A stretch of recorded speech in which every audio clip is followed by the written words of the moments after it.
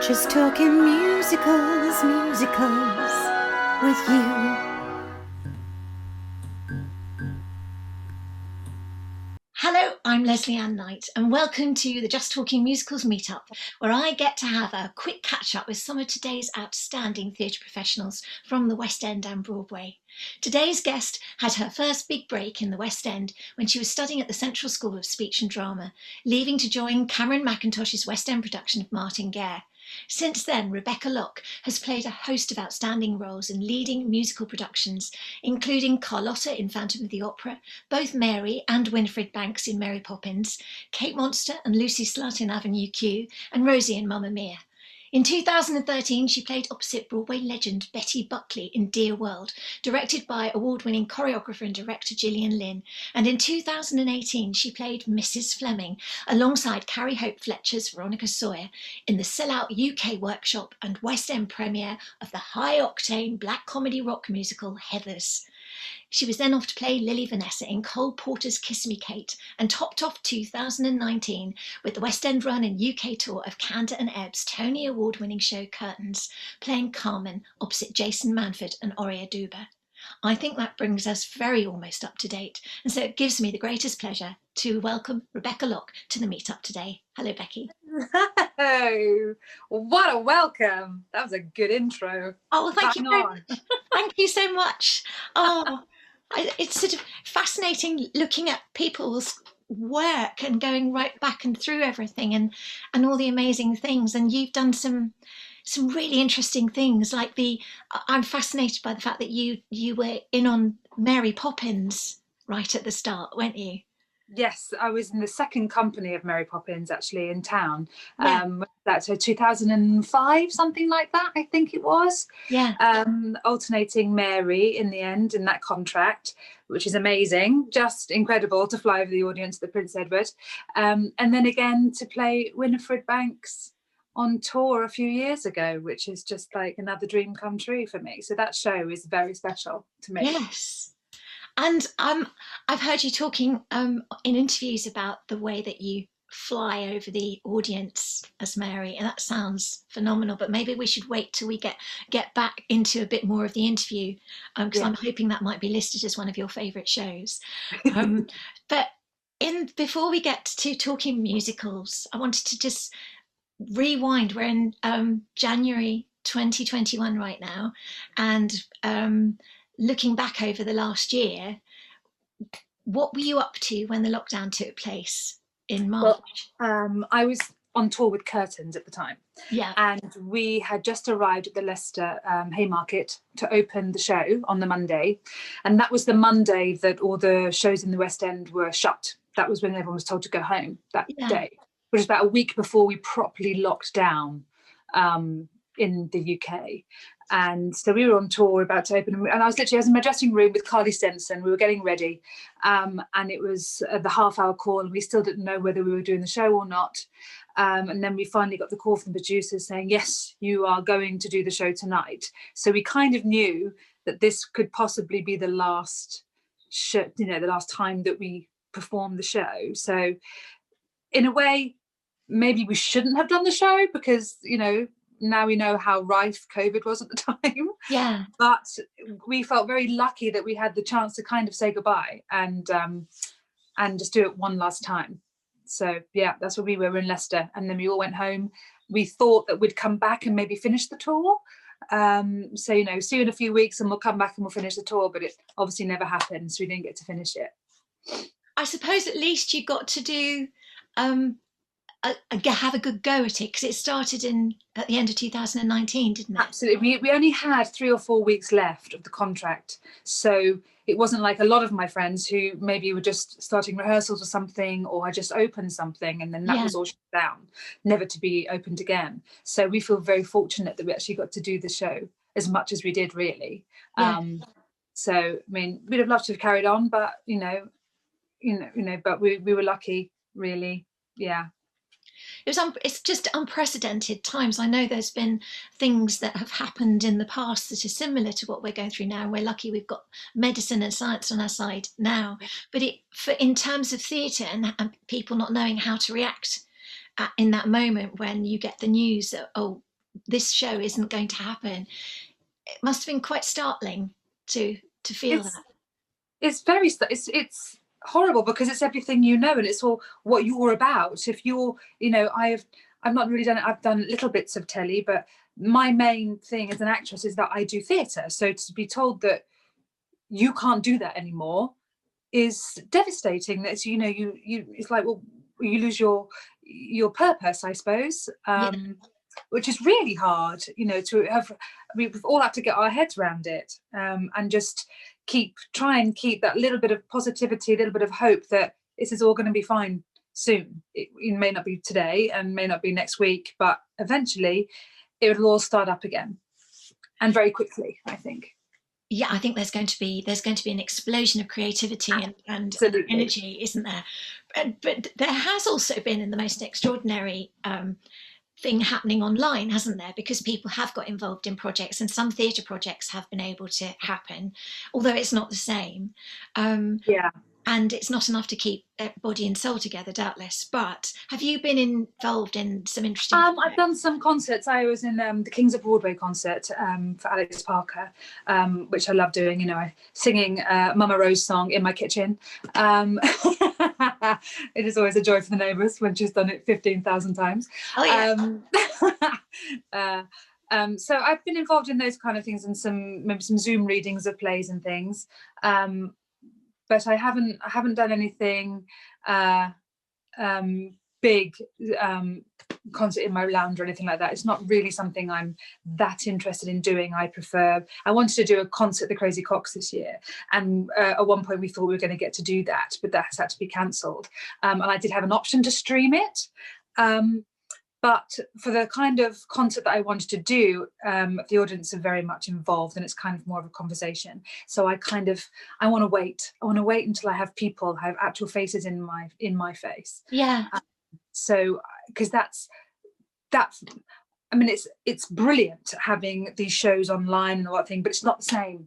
It's not the same as being in a room with someone, seeing someone singing live and feeling what they're feeling. And I think that's exciting to wait for, if you know what I mean.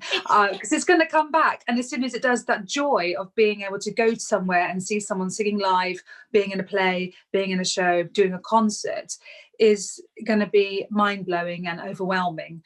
And as much as I love online things, and I think it's amazing what people have done and managed to have done, Yeah. I'm waiting personally for me to get back in a room with people. Yeah. So. And I think it's the same from an audience point of view as well. I've been to see one show in September when we were quickly allowed out. Yeah. And I had all sorts of mixed feelings about going, and I sat there and it was all socially distanced and I had my mask on. You sit there in the theatre thinking, this is weird. But then you're in a theatre, and then this had an orchestra, and then the orchestra started, and then the lights, and then it started. And I felt so much better. And I think it does so much for your soul to be in theatre. Absolutely. I mean, us being so lucky to be able to get, I think it was 11 performances in the end we got to do with Christmas Carol this year. I feel so fortunate to have been involved in that production with the LMTO. Freddie Tapner did an incredible job getting that show on in that time. Yes. And for us as a cast, I mean, it was so cleverly done. We were all socially distanced all the time in rehearsals. You're not allowed anywhere near each other. There's COVID police there going, no, too close, move. So it was very, very carefully done. We were tested all the time. But to be able to be in that room in the theatre where we did the Sitzprobe, and to hear that it was a 32-piece orchestra. And you don't really get that with many West End shows anymore. They've been scaled down so much. It's usually 15, 18 if you're lucky in a West End show. And to have a 32-piece orchestra, all just incredible at what they do, to hear that sound again, it was just so overwhelming. Everybody was just a mess. And I know some friends that came to see the show, that managed to get in and see the show, say, you know, as soon as the orchestra started up, it was just incredible. It's like the first time you've heard it. Everything just, you know, goosebumps, hair standing on end, and it's just very emotional. one of my friend Daniel Boys actually came to see the show, who I did Avenue Q with. Yeah. We're good mates, and he came to see it, and he said he just didn't stop crying the whole way through. Sorry, Daniel. Because it was really emotional. I think when you see people, when you're out and you see people, it gives you a real emotional thing. And to see and everyone's not had it for so long, and just but that says to me how important the live thing is, how important keeping that special, and being in a building and seeing that live, the electricity coming from somebody, the energy coming from someone, breathing the same breath as them, that is just worlds apart from seeing something on a screen. I mean, Curtains was streamed when we couldn't finish the tour, which is amazing that people got to see the show. Yeah, but it's nothing like being in the actual building. No, you know what I mean? And you feeding off that audience, and that audience feeding you, especially for comedy and stuff. So as much as I loved it being streamed, I just want to get back in the theatre and do it again, and have an audience come and see it. So tell people about Christmas Carol. So that's your most recent project, isn't it? Yes. Very lucky to have been asked to do that. I did it before with the LMTO. It was just literally a concert, a bit like the Les Mis concert, with mics in the front. That's how we did it a few years ago. But this time it was like a production. The orchestra were on stage, because the orchestra is the star. The LMTO is incredible. So you get to see this beautiful orchestra, not hidden under the stage. It's just all on stage. They had all the plastic screens and everything. It was all very safe. And we were costumed, and we were directed, and it was a proper production. It was beautiful. I had choreography, movement, full scenes, and props and set, and it was gorgeous. And the Alan Menken's music, for if you don't know the show, is so beautiful. It's just like Disney. It's Disney Christmas Carol on stage, and to be a part of that, and to feel part of a company again, and to say actual lines and sing actual songs on a stage with a mic on was. I just feel so lucky to have been asked to be a part of it, especially as there wasn't many things happening at the time.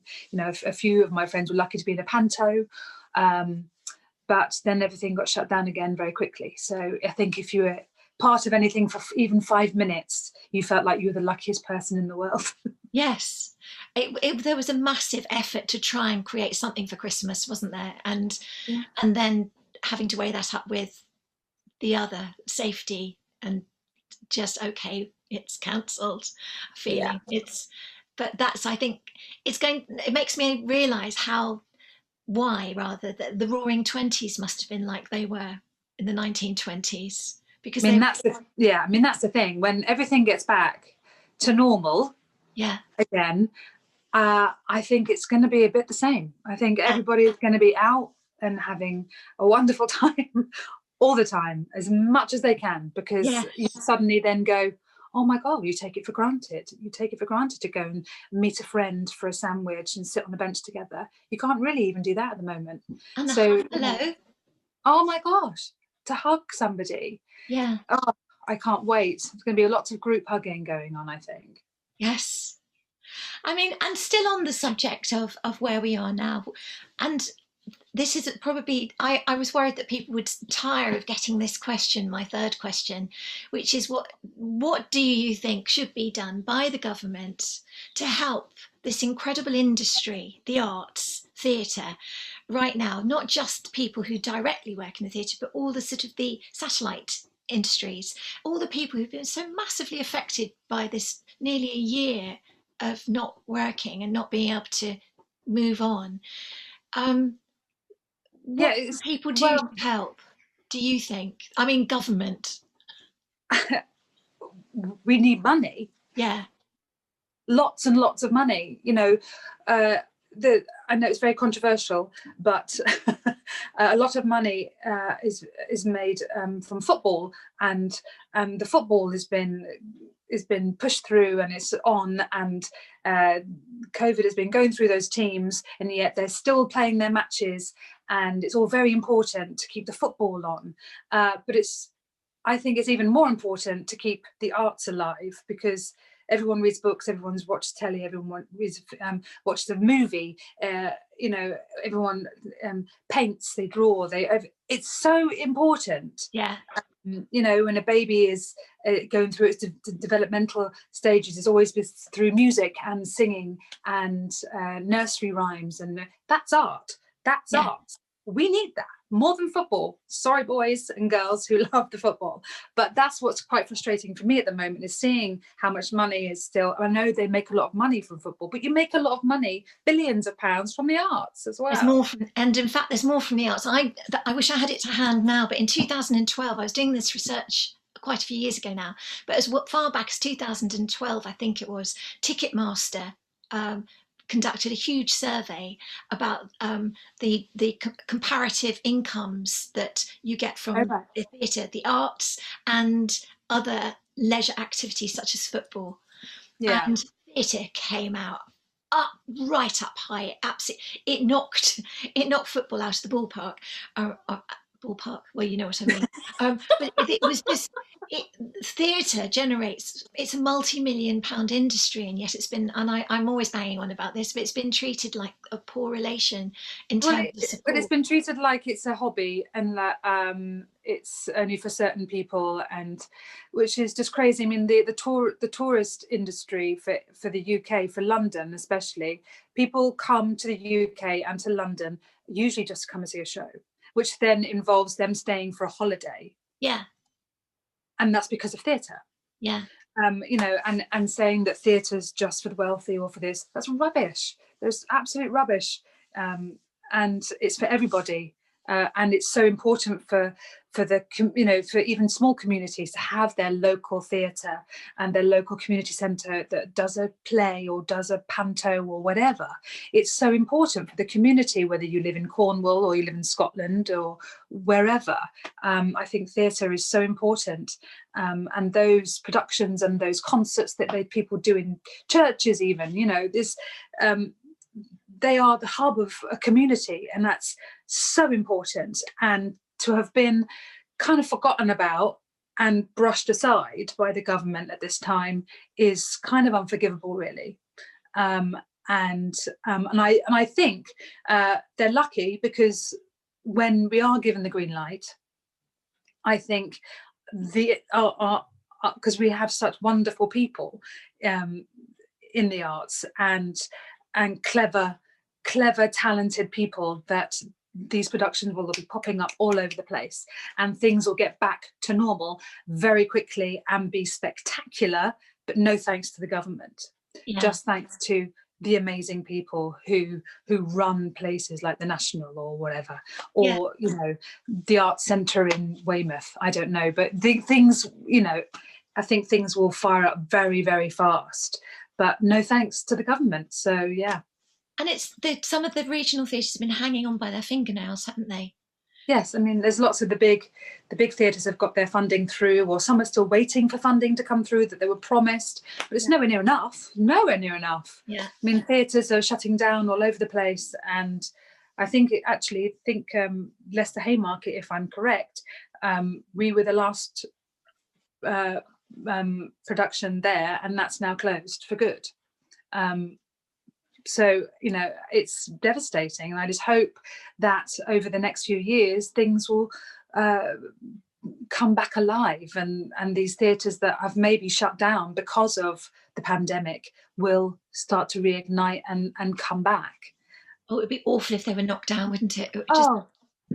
Horrendous. It's our history, isn't it? It's cultural history. You can't lose them. Absolutely. It's massive. It's massive. That's why people come to this country. You know, you think of all the music hall acts and the variety halls around the country, and you see them and you think, oh, these are beautiful. I mean, they're you know, some of the beautiful old Victorian buildings and loads older, and they've got such big stories behind them, haven't they? And the people that performed there. Absolutely incredible people over the years and things, and for those places to be then either knocked down or turned into a bingo hall or something would just be awful and devastating. But hopefully, you know, we're soldiers, and we we crack on and we make the best of what we can, which Yeah. I think is what we've been doing, with online things or whatever. We've been making the best of what we can. Yeah. And that's the kind of people we are. So we'll see what happens. Hashtag show must go on, isn't it? It's true. Yeah. Right, we're on to the jolly side of the meetup now. I think it's important to talk about what's going on now, though. Oh, it's so important. Oh my goodness, because it's the core of what we do, and it's at the moment we can't do it, and it is a moment in time, isn't it, that we hope we won't have to revisit. Oh my goodness, yes, to have to go through what we've been through for the last year, when everyone thought it would last 3 weeks, is just mind-blowing. Really, it's just horrendous to think if we ever had to do it again. I just don't know what would happen. I just don't know. On a light note, I suppose at least we'd all have our masks. We would. We've all been making our masks. I've got loads. My sewing machine's been going like the clappers. Oh, I'm impressed. Now then, Becky, to the lighter side, what's your favourite musical show of all time? That's so hard. That's ridiculous, because I probably have about 100 favourite shows, and every other week it's a different show that I think is the best thing I've ever heard ever. But I think the one that I keep going back to, I think it's West Side Story. Okay. Which I've never been a part of. I've never been in it. I remember singing when I was younger in a concert. I got to sing the quintet at the end of Act 1, the Tonight Quintet. Yes. And it's probably the most, I was singing the Maria part, and it was probably the most exciting piece of music that I've ever sung. It's just incredible. And I went to see the show at the Leicester Curve a couple of years ago. Yeah. Oh no, it was about a year ago, actually, a year and a bit ago. I had a few mates in it, Jamie Moscato and Ronan Burns, and I know Nikolai. I did Merrily Roll Along with Nikolai Foster a few years ago, so I went to see and support Leicester Curve, and it was the most amazing production I have, I think, ever seen. As it's my number one theatre experience of my life. And the show I've always found it musically incredible, and the most beautiful music, and lyrically as well. But seeing it on the stage, it's the most, I don't know, just the way the scenes then go into the songs, then go into the scenes, and it's just so clean and wonderful. And I think it has to be my favourite. I mean, I have so many favourites. I love Sweeney Todd. I love Les Mis. I love Mary Poppins. I love Beetlejuice. I love all these. Parade is one of my favourites. I love, Into the Woods is another one of my favourites. I could reel them off, but for structure and for music and for story, it's the ultimate love story as well. So West Side Story, I think. It's because the amazing thing, it was 1957, wasn't it, that it hit Broadway, and it although it wasn't, it did all right. I've spoken to people about this, and it did good business, but it wasn't overly popular. I was lucky enough a few years ago to meet up with Harvey Evans, who was one of the Jets. Amazing. He was in the film, but he was in another show, and I think it was a Hal Prince show, and he begged him to see if he could move out of his show and go into West Side Story, because he's such an amazing dancer, and he was about 18 at the time, 18, 19, and he so wanted to be in West Side Story, but he told me that up to 200 people, I'd read this, but he said, up to 200 people a night walked out of West Side Story when it first opened on Broadway, because people didn't like the edgy story. Someone's murdered, the language, which was largely, a lot of the language was made up by Arthur Lawrence, who wrote the book. But he said it wasn't that, it was. I suppose it's quite controversial at the time, and all that. And I can see that it would cause a bit of a stir in those times, but that's good now. You want to cause a stir. There are all sorts of fantastic stories. One young, and I wish I could remember who it was, one of the dancers, his father really didn't approve of him being a dancer, least of all on a Broadway show, and he got a part in West Side Story as well. I wish I could remember who it was. And he just used to tell his father every night that he was just going down the road to see a friend, and he'd go and dance West Side Story, and no one, his family didn't know he was in it. That's so sad, I isn't know, it? the entire county would know if I was in a show. Oh my goodness, absolutely.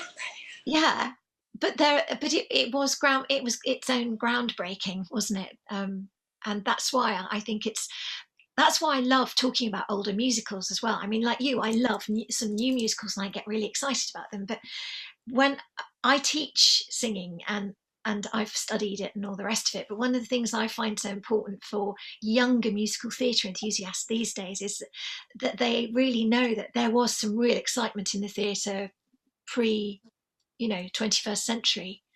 Absolutely. And there's lots of incredible music and songs to learn at those times. I mean, I've done a bit of teaching over the past few months online and stuff, some acting through song stuff. And I'm quite on it with new musicals and stuff, but there's a lot of new things that people were singing that weren't probably necessarily the best stories in a song to sing, maybe for an audition or something. And I kept saying, go back and listen to Rodgers and Hammerstein, go and listen to those original musicals from all those years ago, because they're stories in a song a lot of the time, which is easier to translate in an audition or perform.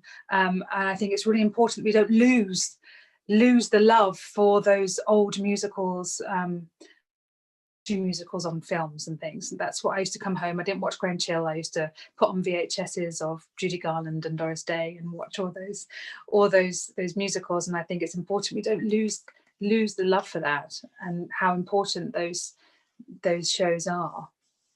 Yeah, it's the magic, isn't it? Yeah. And I wanted to ask you, as a student, you were at Central. This is going to because you were just in your second year, weren't you, when you got your break in Martingale? Yes. That must have been quite a gamble, wasn't it, to go? Because I suppose so. I'd done a year and a half at Central. So the first year, I did a 3-year acting course. And so the first year was all the foundation stuff and movement, the voice, text and text work. You do Chekhov, you do Shakespeare comedy and stuff. So that's you use all your foundation skills that you learn is in that first year. And in the second year, you start to put them to use, and you start doing I think you do your Shakespeare tragedy and stuff, and this opportunity came up, and I went to see the head of acting at the time was Pippa Alien, who is the casting director. Pippa Alien, she'd taken time out from being a casting director and came to run the acting course at Central. Bonkers. Remember her directing me actually as Rosalind in As You Like It. That's what she directed me in my first year. And I went to see her and I said, I got this job. And she said, the thing is, you came to Central for your end goal to get a job and to get an agent and to get a good job. And you've got a good job.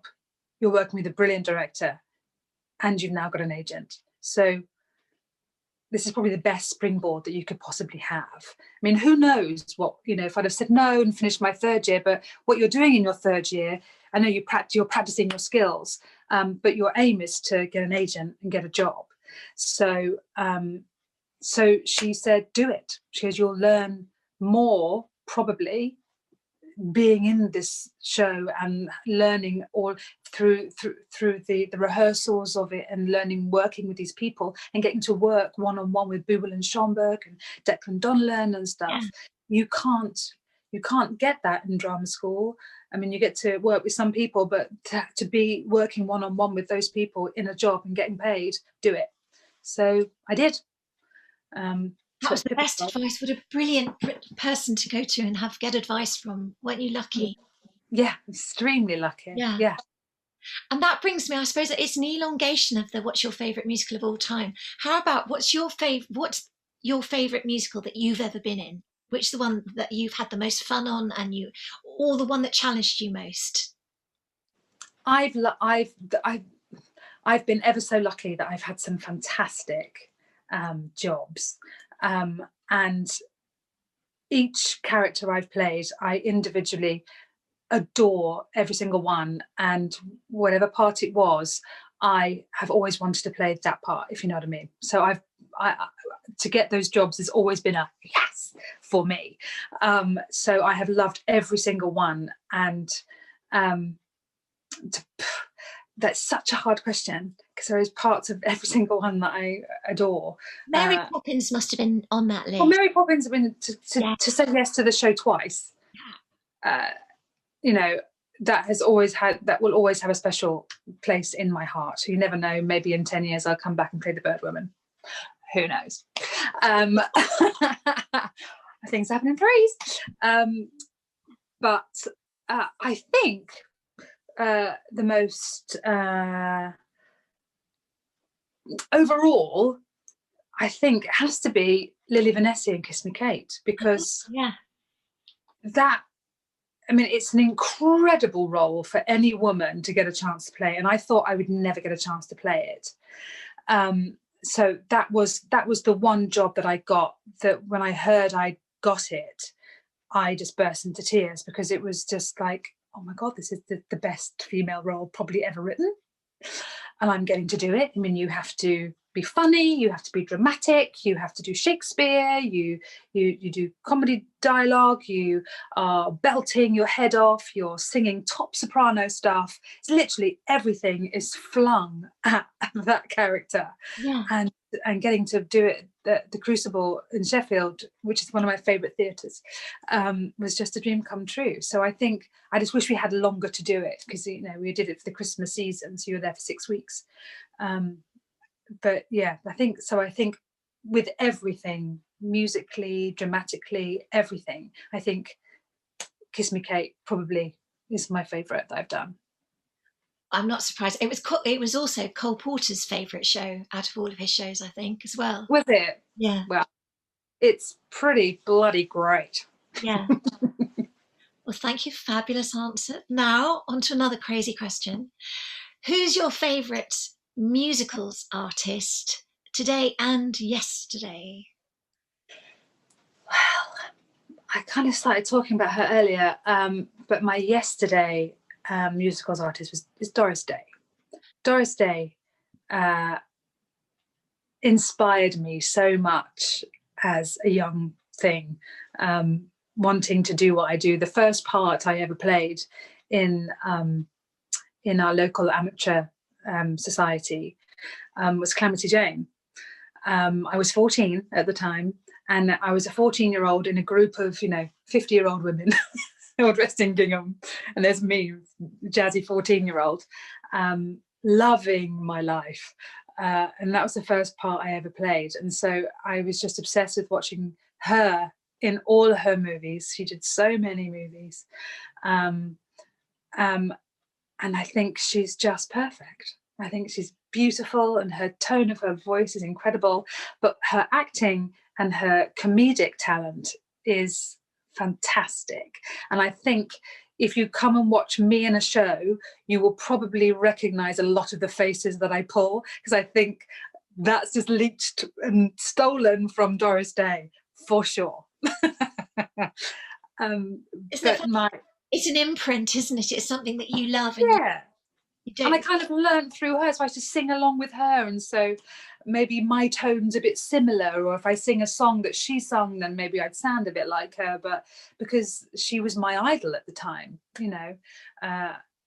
she's my ultimate yesteryear. I mean, I love Judy Garland. I love lots and lots of old musical stars, but Doris is the best. She bears the crown. And what about today? That's a tricky one, isn't it? It's really hard because there are so many, a million pals and acquaintances that I just adore. Like Betty Buckley is just, she's just a goddess. she is just the master at acting through a song. She's just incredible.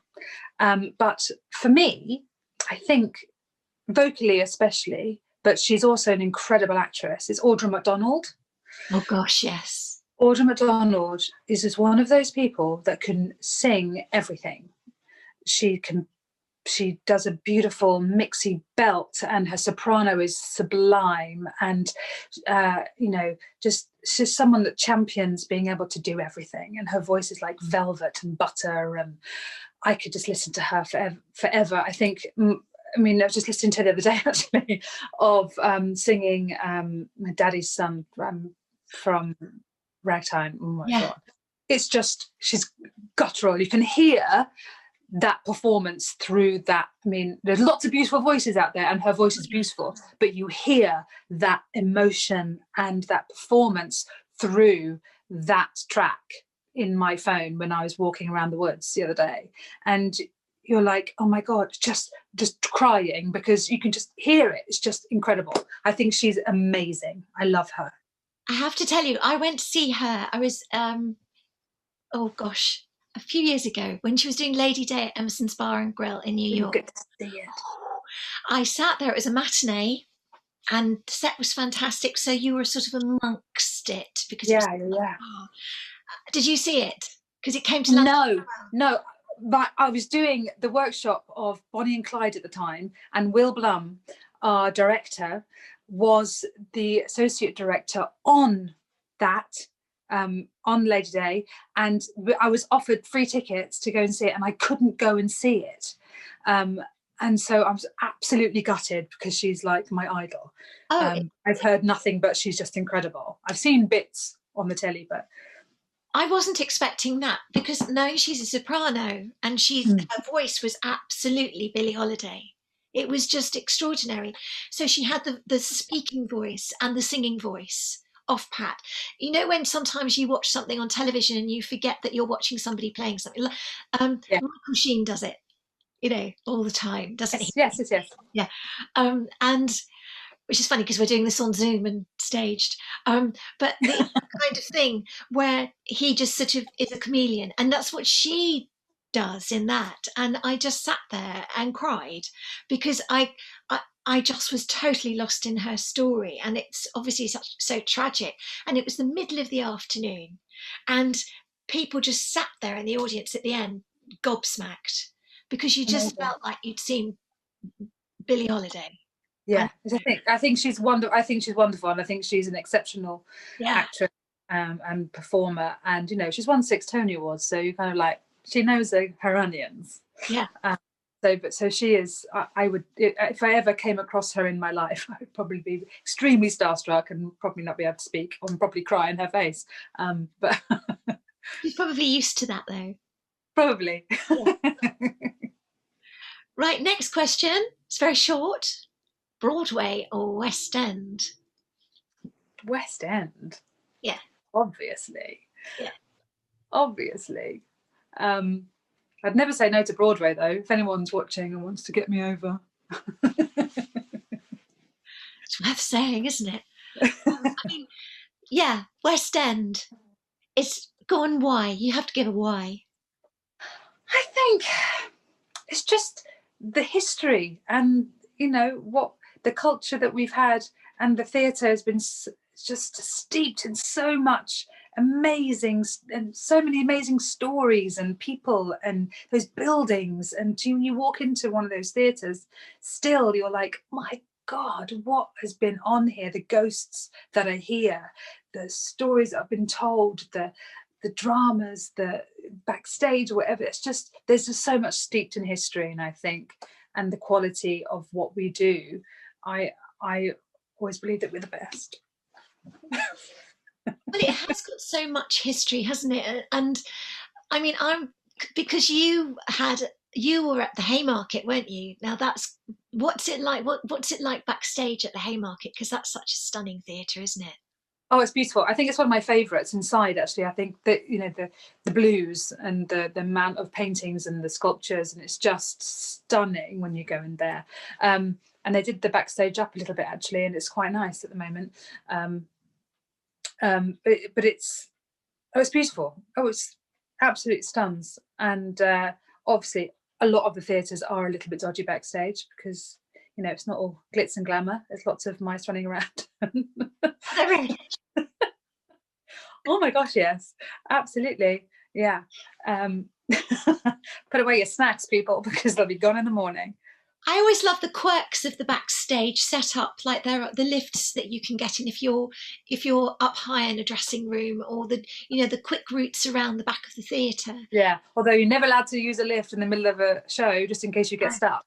And so if your dressing room's up the top, you'll be giving it windy, right up the top. So you've got thighs burning and bottom on fire from all the steps. It gives you time to think, though, doesn't it? Focus. It does. Although in Phantom, I was up a couple of flights. I think it's about 6 flights I had to do for Carlotta. And so every time I got changed, I have to go up these stairs, get changed into these 4 or 5 stone heavy dresses, come all the way down again, then go back up again, and then come back down. There's no glamour to that, is there? No. There's no glamour to that. There's lots of sweat. Yes. But I was very fit. Oh, how lovely, though. That's another part. It must have been really exciting to incredible, because that was something that I never really thought I'd get a chance to do. And that came about because I was just on Avenue Q doing Kate and Lucy on Avenue Q, and I was having a cup of tea with Trevor Jackson, who was head of casting at the time for Cameron Mackintosh, and he said, "What do you want to do next?" And I said, "I want to do Carlotta in Phantom," and he laughed. He's like, "What, really?" "Yeah, right. Have you got a Super E?" I was like, "Yes." And next thing I knew, I was sent music, and then I had to go and audition and kind of go and prove myself, really. And I was always, when I was learning singing at Central, we only had half an hour singing lesson every week. So it wasn't really massively musical theatre at all. But my singing teacher at the time was very focused on developing my soprano, my classic soprano. So I'd always have it there. And so Phantom was always something I had a little bit of an eye on. And I knew I wasn't probably the right age for Christine anymore because I was over 30. But so I thought, and the film had just come out of Phantom, and Minnie Driver had played Carlotta, and I thought she was fabulously funny in the role. And so it kind of opened their minds a little bit to having someone a bit younger. And so I just did my version of, and something stuck, and Cameron liked it because it was different, I think. And I usually go for the comedy edge of things. If you've ever seen anything I've ever done, I'm bound to be doing some kind of slapstick comedy at some point.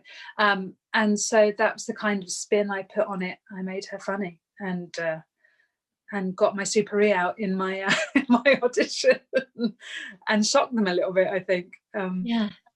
But I remember being my first night on, and as the orchestra is doing the overture and the chandeliers coming up and everything, you are behind this gauze, and you're in your big gold and green and red dress for Hannibal. You have the severed head in your hand, and you're on the stage on your own. The lightning's going, da da da da da da da da da, and then the orchestra just goes ba da da da da, and it stops, and you've got to pluck a note out of nowhere and do that cadenza, and then come to the front of the stage, and then the orchestra joins in with you. That is terrifying. But I remember being there waiting, just going, "Oh my God, this is actually happening. I'm actually in Phantom of the Opera, and that's the orchestra doing that, and I've now got to sing this bit." And it was a really surreal moment of going, "I'm in Phantom of the Opera." Oh my God. There are some moments you look down on yourself when you're doing these shows like Mary Poppins, these famous things, and going, "Oh my God, I'm flying. I've got a brolly and a bag in my hand." Yes. Or there's the most surreal moments, but the most exciting as well. And, can't wait for the next one. Yes, here we go. Yes, good plug. But technically, Phantom is hard, isn't it? When people say to me, "Oh, Phantom, I want to do Phantom," you look at the cadenzas and all the technical, tricky stuff that people have to do. You've got to be a certain voice to be able to achieve that, because you can't just belt it out. It's all breath. No, yeah, it's proper, and you've got to do your impression of what an opera singer is, and it is hard, and the Italian and learning the, but also technically, I mean, I had to really take care of myself. I couldn't go out all the time, and I'd literally come home and I'd steam, and I'd go to bed, and I'd wake up and I'd steam, and then I would warm up slowly in the morning, and then I would steam again, and then warm up again when I got to the theatre, because it's really vocally really massively demanding when you're hitting all these top notes. And I remember my larynx just being so high at the time that when I'd come off stage and talk to my friends, I'd be speaking up like that, and I had to really lower it to get my voice back down again. So I didn't sound like I was, teaching at a primary school. But but I loved every second, and kind of honing my skill a little bit, because I had to learn. I had to go back, and really learn what I was doing vocally, and look after myself. And it was hard. And there were some days you'd get there to the matinee and be like, oh, I can't sing those top Ds anymore. But you do, and I loved it. And the more you do, the more oiled in it gets. But you've still got to be really careful, haven't you? Really careful. But the stronger your muscles get, and you get the muscle memory of it and everything. But if I had to go back and do it now, that would take a bit to get me back there, I think, and do that again, because it was like being at the top of your vocal health game, I suppose, being a top athlete, because it's hard. But once it's in the voice, it's in the voice. It takes a little bit and then it's back in there, isn't it? That's what Absolutely. I love. Yeah. Yes, it would probably ping back quite quickly if I, give me a few weeks and it might ping back, Yeah. Yeah. Oh, I loved it. I love doing that part. I'm not surprised. So there's so many lovely things and so many lovely stories, and of course there's so much more to come as well. And talking though of stories, I can't believe it. This is our last question. If you were to write a book about your life up to now, Rebecca Locke, what would the title be, and what would your favourite chapter be?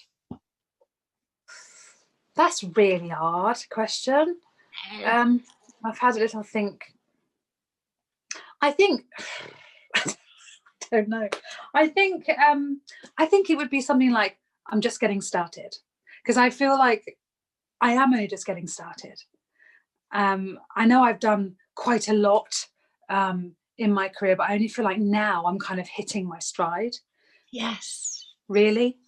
Thanks to COVID, that it's kind of stopped for a bit, but I was just getting into my stride. So probably something like, I'm just getting started, or something like that. And I think my favourite chapter, because we touched on probably my favourite job was Kiss Me Kate. Yes. My favourite chapter would probably be called something like Paul Foster, and it would be and be entitled something like Stand by Your Beds or something, which is something that Paul Foster says quite a lot. Or is there a world where I'd never met Paul before I did Kiss Me Kate, and that was another thing that I was really amazed by, is that he trusted me with Lily, having never worked with me before. My audition was the first time I'd met him and met any of the creative team, actually, and to then come away and get a job is very lucky if you don't know the person, because it's quite a lot of trust in someone that you don't know. But I'd never had so much fun in my life in that as in that audition with Paul, and to be in a rehearsal room with him is incredible. And then so I was with him with Kiss Me Kate, and then went into curtains for him as well. So the past two jobs, that big jobs I had, were with Paul. I think he is the most incredible director, and I think he will end up running the National one day. He is just incredible. And so that would probably be my favourite chapter, is about Paul Foster and being in a rehearsal room with him, that he makes everything marvellous and fun, and it's just the most happy place to be, is in a rehearsal room with him. So it'd be him. What an accolade. I think that's wonderful. Isn't it lovely when you work with somebody who you feel safe with? Oh my gosh, yeah, and he is that person, and he is so clever and talented and knows so much. You put all your trust in him because he knows better. You know, you get a note from Paul, you take it, and I can guarantee you your performance will be better for it. Yeah. Did you, when you auditioned for Lily, did they say what song you had to sing, or did you take a song? Yeah, they sent me music, so I had to sing "I Hate Men" and "So in Love." Yeah. And I had to sing the end of Act One, which is all her coloratura stuff. So they wanted to see quite a bit, all the different vocal colours that they wanted to see. But you'd have it covered, basically. Oh, I want all these shows to come back so I can just spend all my time going to see them and sitting there. I know, I can't wait. I think everyone will be out the theatre. I think I'll be there every night. I think if I can afford it, I'll be out as much as I can. Yeah. Well, here's to the future. Here's to the onward march of your fabulous career, Becky. And thank you so very much for joining me on the meetup today. It's been a real honour to talk to you. Oh, it's been lovely. Actually, it's been lovely thinking about what remembering the joy of doing jobs. Actually, it's been so nice. It's been so nice. I could talk about it all day. And we'll be so fired up with energy when it all comes back. Absolutely. I'll see you there. I'll see you at the theatre. Absolutely. So thank you so much for today, and all the best. And I hope to see you in the West End very soon. Me too. Thank you, Becky. Bye.